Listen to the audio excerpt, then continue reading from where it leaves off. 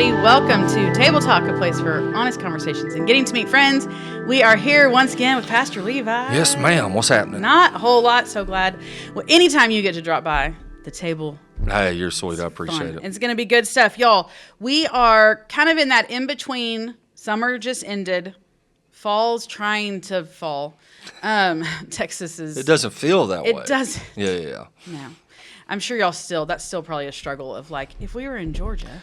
Well, it's still getting used to, you know what I mean? Because like literally for Labor Day, we went to the beach and got in the water. Like that was never something that would have even entered into our imaginations living in Georgia. You can probably do that in October. Yeah, well, you'd be clearly. all right. Yeah, no joke. That's right. Yeah, it's a whole different thing. But I wanted Levi to come on and kind of talk about just some highlights from the summer. We as staff sometimes get to see those things, and we want to make sure everybody's getting to. And if you listen, grab a bulletin, look at the bulletin. There's those kind of things on the back of the bulletin too that show some of these highlight things. But celebrate all the neat things God did throughout the summer, just quickly. And then we're also going to look at, hey, what's coming and kind of the heart behind some things that are coming. So just wanted Levi to come and kind of do a little. And I appreciate you setting it up. This will Absolutely. be good. Okay, so thinking back to the summer, it wasn't that long ago. It feels long. What are some of the things? It was your second summer here? Yes. Right, second summer. Yep, that's right. What are some of the things looking back at the summer that you're like, that was awesome to get to be a part of? Well, I still, and we did this the first summer as well, but I love the big Texas baptism. I love seeing all those people who've come to faith in Jesus, and then we're baptizing them out there by the cross. Yeah. So that's a highlight. It is so fun. And something I've not had the privilege of doing.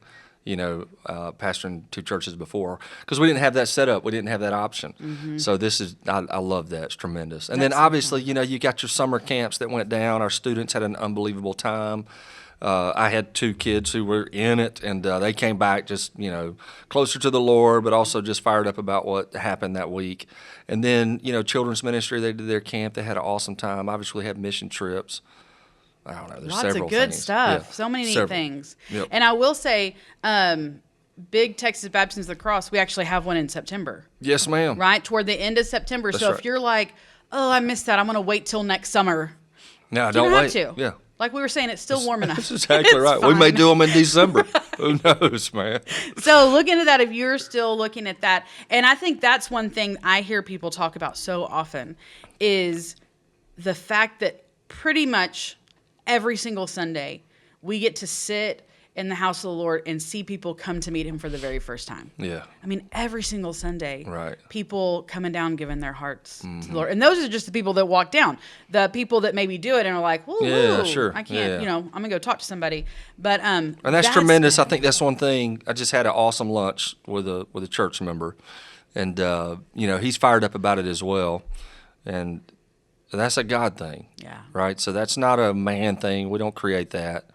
We're blessed to have God's hand. Mm-hmm. We don't want to take that for granted, but we also want to have our eyes wide open to the fact that where the Lord is working, the enemy is working too. Yeah. And he's, the Bible says in 1 Peter, he's a roaring lion seeking someone to devour. So it's not like he just shows up and shows himself. He's behind the scenes. Yep. We got to keep, ourselves diligent to pray and absolutely open our eyes to what the enemy might be seeking to do. And, I don't know, be on guard, I guess. I think that's because I hadn't really ever thought about it, but we have people coming to know the Lord toward the end of service, and then in the beginning front part, we've got prayer time. Yes. And people coming down. Oh, 100%. And it is. That's tremendous. Big. Yes, it big, is. hard things. Yes, I mean, almost every person that I get to interact with, it's me going, okay, don't cry. That's right. How do you, Lord, just give me the words so this person can have some encouragement and know that you're real. Yep. And I mean, it's big things. And so very much we see the enemy is at work. That's right. But the cool thing is the enemy is at work, but people are here going, you don't get to win and you don't get the power. I'm gonna fight with everything that the Lord's given me, which is really cool. Yeah, and kind of piggybacking off of what you said, it's a great privilege for us to be able to pray for people. Gosh, yes. And to hear. And it's, because you, of course, I'm thinking from a pastoring standpoint, standing up to preach to, all the people who are in the room, but realizing we're all broken people. That's right. And everybody's going through some sort of mess. And man, we need each other. Yeah. You know. Yeah. So anyway, I love that. I love that prayer time. And if you're somebody that's like, oh, I love watching people do that, I haven't been brave enough to walk, or just haven't. Come on. That's right. We so want to get the right. privilege of getting to pray with you. That's right. And there is something about bringing your burdens to the Lord, but also somebody else stepping in. That's exactly right. And praying. Yeah. So I love that we get to do that. So it has been a really good summer. Mm-hmm. And I mean, gosh, it feels like we've been doing 3 services forever, but really it's just been a few Right. months. Yeah, I know. That's right. And yeah. that's been fun to see it all pan out. Connect groups are booming. Yes. Kids, students, Yes. booming. We had Promotion Sunday. That's right. Which was so fun. If you haven't seen in the parking lot, we've got these really cool new cart tram things. Yes. They're nifty. Yes. Have you got and to ride obviously, in one yet? no, but I have. They're cool. I will tell you this: when the weather cools, I will be driving one around and picking people up because I love doing that. Yeah. But we got those primarily because our parking lot is getting slammed, and people are having to park a whole lot further away. So we're trying to, mitigate some of that and help people. That's right. So don't be scared to park in the back. Just hang out a minute. Somebody will be driving People around. will You come can and jump pick on you up. That's right. and give you a ride. And I rode in one. They're pretty fancy. Yeah. They're really fancy. But it is stepping into fall. It is September. We're going into that, and there's some really neat things coming. Mm-hmm. And I told Pastor Levi, I said, I don't want us to come and do like a promo for all the new things that are coming. I really wanted you to share your heart and kind of the leadership team and even some teams that you've worked with, that we're not just changing stuff to change stuff. Sure. We're not just switching stuff up to be fancy. Like there is heart behind new things that are coming. Yeah, that's right. So first new thing, just this last Sunday we had a Sagemont Summit. Yes. And rolled out Ministry Imprint. Yes. And if you haven't heard of that, Levi's going to explain it. If you did hear about it, this is a little bit more information. But share a little bit about what it is. All right. And why we're asking people to participate in it. All right, so you got, our mission's very clear. We help people take their next step following Jesus. 4 primary steps: worship, connect, grow, and go. And part of the go step is going and serving in the life of the body. So we want to help people understand how God has wired them so that they can find a place to serve using their spiritual gifts, which then, according to the scripture, enables the whole body to grow up to maturity. So that is the intent. That's the goal. So how do you create a bridge or a platform or a pathway for an individual to figure that kind of stuff out? That's where Ministry Imprint comes into place. Okay. So Ministry Imprint was actually created by a good buddy of mine, Rodney Agan, and it's just almost like a survey that you do online, and you go through this process answering questions just pretty quickly, but then it spits out how you're spiritually gifted. It spits out what your personality style is. It spits out your learning style. It even takes into account your experience in your work life, your home life, as well as your church life. And then it kind of allows the, ministries to arise to the surface where you would be a great fit for. So the thing is this, we've got at the summit, 800 and something people who are there. They're already volunteer leaders in our church. There's a whole lot of people still not serving. Mm-hmm. So just imagine if, let's just double that number for sake of conversation. Just imagine 1,600 people in a local church who understood how they were gifted by God to serve, and then they actually started doing it. Mm-hmm. What kind of difference could that make? So the heartbeat behind that was to help people understand how the Lord's wired them and some of the best opportunities for them to serve. Mm-hmm. So that's why we're doing that. And, obviously, out of the summit, we encourage everybody to take the online assessment, go ahead and walk through that process, just so they can get a feel for it. But we're going to start encouraging people in our church who are already members to do it. And then as people join our church family, we're going to have them do it as part of joining. Right. Yeah, because we want to help them find a place to serve as soon as possible. And so I think it's going to be an awesome resource for our church. It's going to help us to go a lot further faster, mm-hmm. and make a greater impact. Talk for just a second about people that say, so you want me to take a spiritual gifts test because you need me to serve in your church to make the church happen, versus we want to equip you to serve because it's what God has called us and equipped us to do. Yeah. Versus just churches need me to do a thing. Yeah. So the deal is, from a biblical perspective, pastors are supposed to equip the body to do the work of the ministry. But what ends up happening, and believe it or not, it happens most often in the larger churches, is that instead of equipping the body to do the work of the ministry, we hire people to do the work of the ministry. Well, that's the opposite of what we're called to do. So I see it as my role, leadership team sees it as their role, even our staff sees it as their role. We want to help people discover how God's wired them and get them plugged in. And then two, I'm not trying to preach a sermon here, but we're going through the end times right now, looking at the King is coming. Part of him coming is us standing at the judgment seat, giving an account before Jesus, our King, of how we used our spiritual gifts. So, I view this very much as not only a biblical mandate, but also a motivation to actually help people get prepared for that day. I want that to be an awesome day for them. Right. So I guess all that to say, I'm not just trying to get people to do a thing. Right. I actually want to see them using their. And here's the deal. When you're using your gift, you experience great joy in that. Doesn't mean it's easy, right? Sure. Leadership is a gift I feel like the Lord has given me. Teaching is a gift I feel like the Lord has given me. Is it difficult to lead and teach? Yes, it's difficult.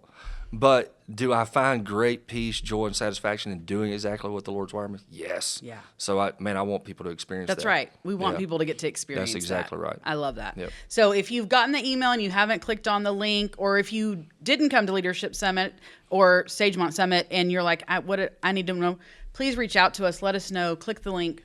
Take the assessment. It doesn't take that long. It's not short. I don't want to lead people astray. No, it's not right. like 20 questions. Yeah. It takes a little bit of time, but it's really good. It's very detailed, and you get a lot of good information back that really does help you kind of go, okay, this is a great place for me. So we encourage you, do that. There's great benefit in it. So that summit, the next thing that you've talked about it for a few Sundays that you've mentioned is young adult gathering. Oh, yeah. Coming up September 19th. That's when I think you're not just giving an announcement. You've been a part of that process. Like you kind of got a team together. You said, this is important. Talk a little bit about why young adults came to the So to kind of forefront. back everything up a little bit, not long after I had been here, I put together kind of a dream team. So it was lay leaders, a few staff folks, and walked them through a process of, what's Sagemont's potential? What are we missing? What can we do moving forward? What are 2 or 3 mountains we want to climb, so to speak? So through that process, we ended up doing a demographic study of our church, which is, and I don't want to bore the audience with details, but I think it's pretty cool. Yeah. It's not like just draw a circle around the church and say who lives there. It's heat mapping every member of your church and where they actually live, which is different than just drawing a circle around the church. But then basically creating this, not a perfect circle, but this is our community. This is where our people live. So then the question becomes, who lives around our people? And the most shocking thing that we discovered, or one of the most shocking things, we discovered a lot, but the highest demographic in our community is age 20 to 35.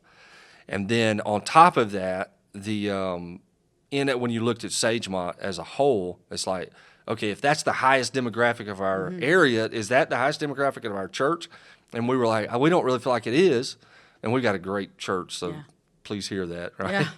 Yeah. But it's like, if that's our community, we've got to figure out how to reach our community. Right. So then the young adult gathering kind of came out of, initially that deal, because we came out and said, we've got to launch a vibrant young adult ministry. That was kind of how we tagged it and said, that's what we want to tackle. And so after that was over with, we don't really have anybody on staff that's a young adult person. So I just thought, well, I'll just put together a team of young adults and pull them in, and let's talk through what we might be able to do. And so, I kind of started off, I'm trying to remember all my numbers off the top of my head, but about 6 or 7 to begin with. I talked to several before I kind of put the 6 or 7 together, and then it kind of multiplied because we needed more people, so it ended up around 15 to 20. And we came out with this desire to do this, young adult gathering. So that's kind of an initial, let's just pull this together, see who we can get in the room, and really tackle the primary issue that a lot of young adults are facing. Which, can I share what the primary issue is? So the primary issue ends up being, which is wild, it's isolation. So when you talk to them, they're like, we need community, and isolation is the thing. And so interestingly, that's kind of why we're saying community starts here, because that's speaking directly to that isolation wound, that, by the way, a lot of people have. So it's not just 20, 35. Right. A lot of people have that. Yeah. And so, but you also have a lot of folks in our community who have moved in. They've got an apartment. They're living in a house. They got a job. They're brand new. They don't know a soul. That's right. They go to work. They come home. They eat, go to bed. Go to work. Come home. Eat, go to bed. And they're like, I don't know anybody. So we want to create an environment so that people in our church can get to know one another, but then we can also open our eyes to the fact that there are folks like this everywhere. Right. Let's begin to reach them with the gospel. Absolutely. So that's what we're doing. Yeah, I think that, you think about all the way when you're in school through high school, your community is the people you go to school with. Yep. You go to college, your community, the people you go. That's and right. then once you get out of that, even if you have a job, you're like, now who are my people? Who are my people? Yeah, that's right. And how do I find them, and where do I find them? Right. And I think especially if you have been raised in a church, it's one of those where people say, it's not the bar scene. It's not you're like, okay, then where am I supposed to go? Because when I go to church on Sunday morning, I walk in, I sit down, I listen to something, I leave. Yeah. Right. What am I supposed to do? And so I love that we are saying, here's your step. Yeah. Here's your thing to come and be a part of. Well, and so we want to kind of leverage this gathering. After it's over with, we'll have a meeting with our lay leader team and kind of talk about what we like, what we didn't like, what do we want to do next. But out of this gathering, the goal is to encourage people to take that step and go to a connect group. And so, and honestly, I'm pretty confident we'll have some people there who haven't even come to worship yet. Right, me too. But I'm going to be like, go to a connect group. If you're having to choose, right, to start with a connect group, because you're getting around people, you're having conversations. Right. And not that I don't want people to come to worship. Don't get me wrong. Sure. But I just feel like that fits better for what they actually need right now. So let's make sure we encourage that. So that's what we're going to do. I love that. I think it'll be a lot of fun. I think it's really, and I think last I heard, there's over 120 people already registered. Yes. And I'm sure there will be lots more, which I think that in itself makes you go, okay, we're hitting the right spot. Well, there's a lot of talk, a lot of buzz about it. Yes, it's very exciting. And honestly, that registration is so early too, which is also a thing, because you're like, man, there's already that many registered. Right. And this thing is what's going to happen to the people that decide the day before what they're doing the next day? And you know how many will. Which is exactly what will happen. It's called church life. That's right. That's right. So. And that's one thing I will say. It's open, and you can come to the event. Yes. Even if you haven't registered. That's just come. So there's not like and some of the registration register. was in case people had children. That's right. We do have childcare available that evening, so that was a primary reason for the registration. Yeah. So yeah. But even if you don't register. Yeah. And I think it's very neat that it's young adults. It's not young singles or young married. It's sure. Let's get everybody in the room. Let's say what's happening. Yeah. Let's get to know each other. Spend time together. So that's going to be a really cool thing that's coming up. The other thing I wanted you to share a little bit of your heart behind, coming up end of October, we are potentially looking at like some new digital things, like maybe a new website, maybe a new app, some different parts of an app, some of those kind of things that are coming. And I know for a lot of our church, they're going to go, amen, hallelujah. Yeah. We've needed, some upgrades and updates there, which I'm one of those. I'm so excited about it. I think it's going to be really, really great. But then we also know anytime you make a change like that, and I'm like, I have the Sagemont app. What do you want me to go get? Right. What do I have to do? Or I know where this is on the website. Now I've got to learn a new thing. So talk just a little bit about why this is important. Well, on one hand, you've got to sit back and say, what's the purpose of a website? And who's it really for? Yeah. So what ends up happening typically in our current culture is that before a person visits a church, they'll go to the website because they want to see what the church looks like. They even want to know what a worship service looks like. So a lot of times they'll click on a worship service. They may listen to some singing, maybe even a little of the preaching, maybe the whole thing. Yeah. But the reality is, we want to leverage the website for those in our community who are looking, right? So we want to make sure it's built, if I can use this language, built not just for the insider, the Sagemonter, the Sagemonter, but also for those who are outside the church, those who are interested, and it's crazy what people ask before they visit a church. And I'm talking about church people, de-churched who are looking, and then unchurched who are also looking. How do they dress there? Like, obviously what time are the services, but Right. where do I go when I show up? Those are the kinds of questions. Absolutely. So looking at that website, refreshing it with the end user in mind is going to be beneficial. But then also just making it a little more intuitive, a little more friendly even to our Sagemonters, so that when they get there, it'll be easy to navigate. They can get to what they need to get to. It should be simple. Yeah. So it's going to be great. And plus, is. it's a website. You want to refresh that. Absolutely. Just like It's you one of those refresh things. all kinds of things That's right. in life. That's right. I mean, this You is get a fairly new shirt I've got on. You know what I mean? I was looking at phones. I was like, people get, yeah, you that's get exactly new right. technology. Yeah. Technology gets old. You That's get right. Yep. something new. And so there's a big And piece then of that. the app, which I'm super excited about, we're in the process of updating the app, but the app it'll be specifically designed for you as an individual. So I'm trying to figure out how to say this very simply. So if I download, let's think of Amazon for a moment. If I go to Amazon, because we shop at Amazon, Amazon now knows what I like, knows what I'm looking for. It's suggesting things I hadn't even thought about. Right. And I'm like, how did you know I needed that in my life? You know what I Yeah. mean? It's because it understands you. The app will be the same. So it will feed information to you that is specific to your stage and age in life. It's not going to feed you things that you don't need. So that's going to be super beneficial. So, for example, somebody comes in who is a young adult. They're not going to get information about, let's 55 say, plus yeah, or- 55 plus. yeah. But if you're 55 plus, we love 55 plus as well. You're not going to get stuff about, young adult. You're going to get things that are fed directly to you. It's also going to help people take their next step following Jesus. I think we've heard that before. A couple times. Because as you use the app, the app will actually know what your next step needs to be. Cool. And so it will help feed you opportunities to take the next step. So, I mean, you initially, let's say you haven't taken ministry imprint. We've talked about that. Right. This thing will feed it to you. Say, hey, you need to take ministry imprint. And it's going to be phenomenal. It's just going to be a huge help for us to shepherd a large congregation to do what God's called them to do. I love that. Somebody today was talking about being in the weeds.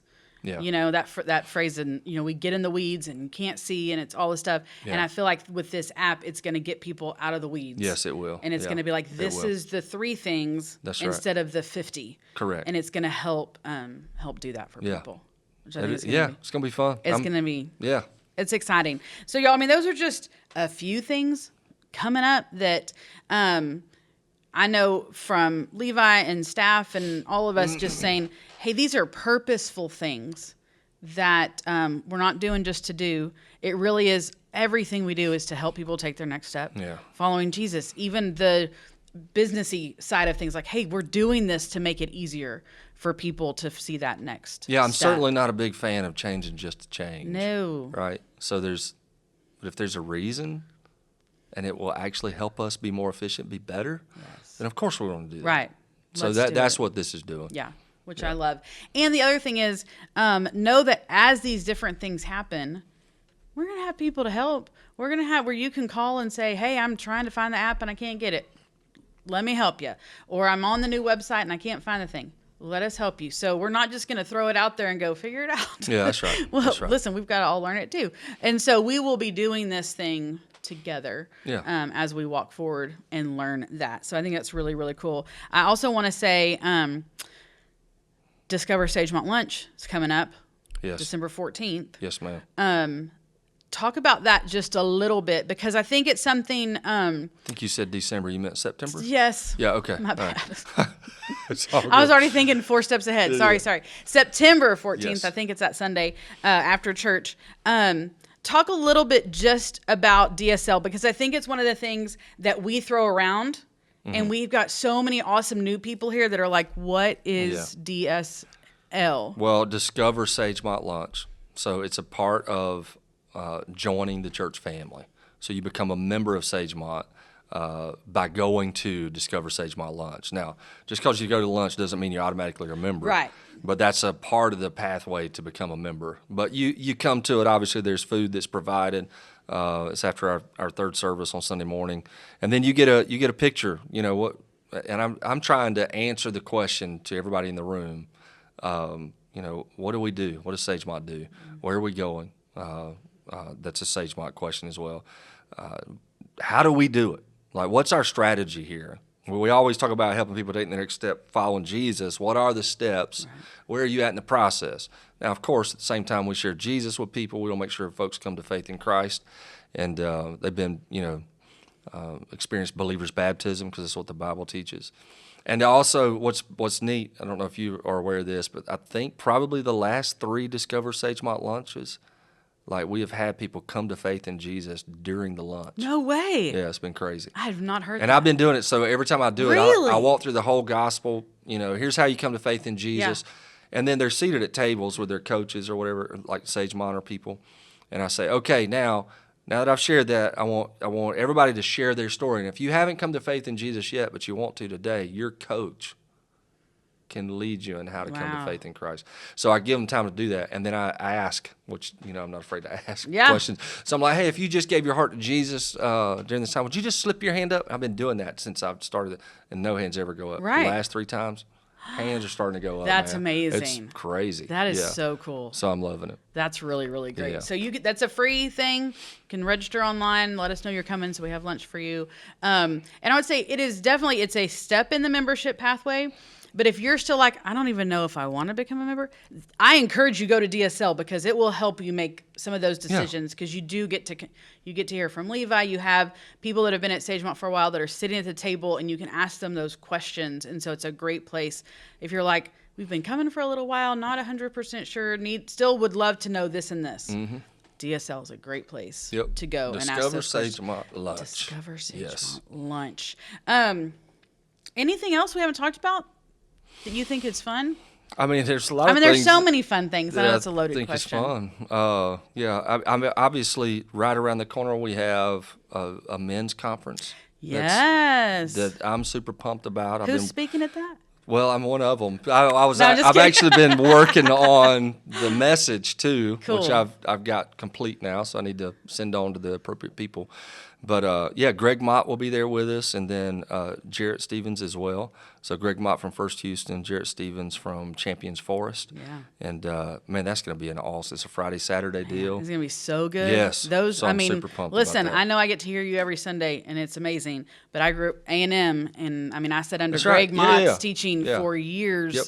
and he's only gotten better. I mean, Yep. he is phenomenal. Yes, he is. So that's going to be such a great opportunity. Yeah. And then that. just to brag on Jarrett Stevens, Yeah. I mean, the Lord's using him like crazy at Champions Forest, and both of these guys I did not know till I moved to Texas. So cool. And so I've gotten to know these guys. Matter of fact, we do a lunch. I can't remember if it's every month or every 2 months, but anyway, just phenomenal guys, and so super blessed. They're right here in Houston. Yeah. And Champions Forest on the north side, then he's on Greg Mott's in the middle, and then we're kind of on the south side. So great partnership. It's going to be really cool. Yep. That's coming out October 17th and 18th. You can register now. Registration cost will go up for that. So don't wait around. Go ahead and register for that one. Yep. It's going to be really, really cool. So continue to thank you for all that you're doing here. Hey, back at you. You're doing a great job. As are you. It's fun. Hey, killing thanks. it. It is. I don't know that even in all of the ups and downs of Sagemont being here 22 years, and all the different things over all of those. You having been here. I've been here 22 years, yes. Not on staff, but I've been here 22 years, and all the things. I've always thought, it's a great time to be at Sagemont. Mm. Like, that's a consistent, like, even when you're like, these are really hard days, but man, it's good to be at Sagemont. Yeah. It's so fun to see God's hand continue to be on this place in such a very special way. Yeah, I agree. And so if you're new, we're so thankful you're here. If you've been here longer than me, which a lot of you have, thanks for sticking around and continuing to do the thing. So it's a great place to get plugged in and involved in, serve and celebrate and all those things. So thanks for hanging out. Yes, ma'am. Today. Thank you. Y'all, thanks for hanging out with us on Tabletop. We will see you next time.